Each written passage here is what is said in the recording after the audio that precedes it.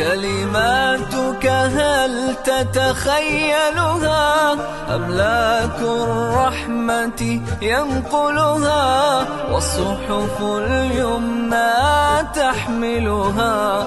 أيسرك من أجل اليوم من أهل الخير من فرنسا، اليوم الاثنين 12/5/2025. أجينا ليش يا كرام؟ يعني عندنا وصلتنا أخبار من ناس إنه فيش عندهم من أسبوعين ولا رغيف خبز ياكلوه، ناس ما داقوش الخبز عندنا في شمال قطاع غزة من أسبوعين، في ناس لهم 3. حطيناهم كلهم بالكشوفات عشان نقول هذا أهل الخير من فرنسا لطعم إخواننا في شمال قطاع غزة الجياع. فإني أسأل الله العظيم يعني اليوم الاثنين 12/5/2025 أهل الخير من فرنسا عن طريق أختنا حسناء الله يحفظهم أن يطعمهم من ثمار الجنة، وأن يسد جوعهم، وأن يكرمهم الفردوس الأعلى، وأن يبارك فيهم في الدارين. اللهم آمين. وصلى تتخيلها أملاك الرحمة ينقلها، والصحف اليمنى تحملها. أيسرك أنك قائلها؟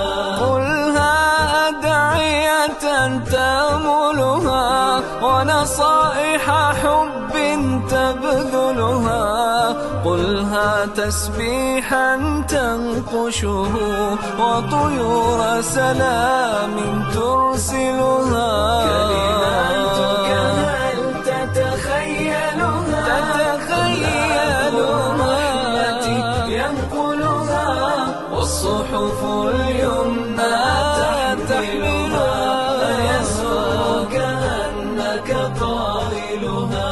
كلماتك أخلاق تظهر، وكلامك عنوانك، فانظر في ذاتك كيف ستبديها، في أي مقام تجعل.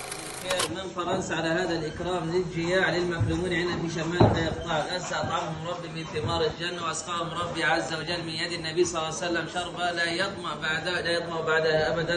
بارك الله فيكم، حفظكم ربي عز وجل. لكم منا كل الشكر والاحترام والتقدير. هذا مالكم وهذا جهودكم، حفظكم ربي عز وجل من كل سوء. اللهم آمين. وصلى الله وسلم. شذرات من ذهب زنها بالذوق وبالأدب، حسبك أن تنطق حسنات يحفظها الله ويقبلها. كلماتك هل تتخيلها؟ أملاك الرحمة ينقلها، والصحف اليمنى تحملها. أيسرك أنك قائلها؟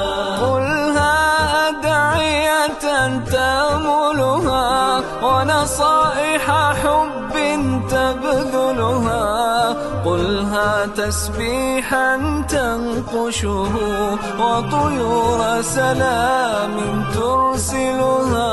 كلماتك هل تتخيلها؟ ينقلها، والصحف اليمنى تحملها.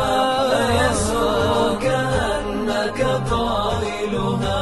كلماتك بارك الله فيكم، بارك الله في الجنة، بارك الله. قرآنك فانظر في ذاتك كيف ستبديها، في أي مقام تجعل.